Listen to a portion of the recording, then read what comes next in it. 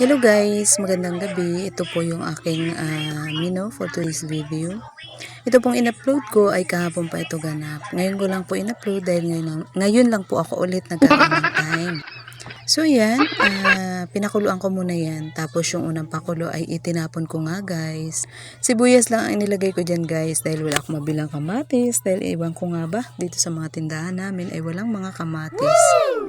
At ayan na nga po, nang mapalambot ko na ang karne ay inilagay ko na nga po ang mga gulay. Gusto ko po kasi sa ganitong ulam ay mas marami ang gulay. Kasi masarap talagang kumain ng gulay guys.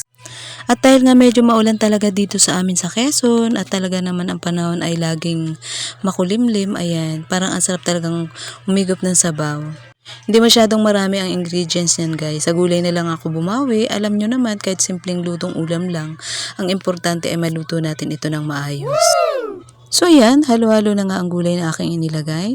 Fast forward na nga, pagkatapos nga na lumambot ang gulay na talong at yung radish po ay sinunod ko nga pong inilagay ang talbos ng kangkong. Ayan, marami talagang gulay ito guys kasi talagang napakasarap kumain lalo na kapag sabaw nga ang ating ulam.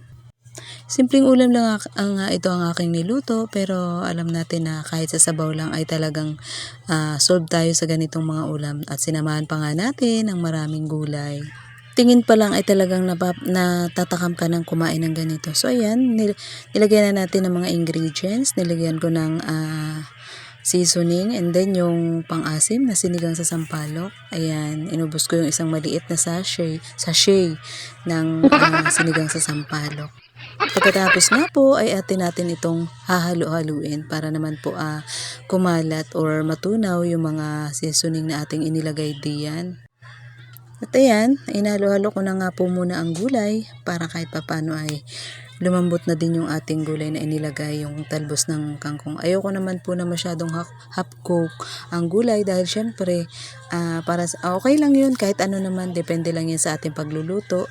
Ang importante ay maluto nga natin ng maayos ito. Kasi iba-iba naman tayo kung paano ang pagluluto ng mga ganitong klaseng ulam. Pero ang alam ko, pagka sinabawang baboy ay isa lang ang process. Kaso nga lang, ang akin ay syempre, hindi ko na nilagyan ng masyadong marami pang ingredients.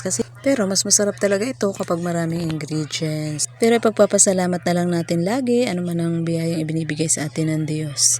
At ayan, luto na nga ang ating ulam. At hanggang dito na nga lang po ang ating video. At salamat po sa inyong lahat sa walang sawang panonood ng aking mga video. At God bless po sa inyong lahat. Mag-iingat po tayo lagi at God bless always. Bye-bye!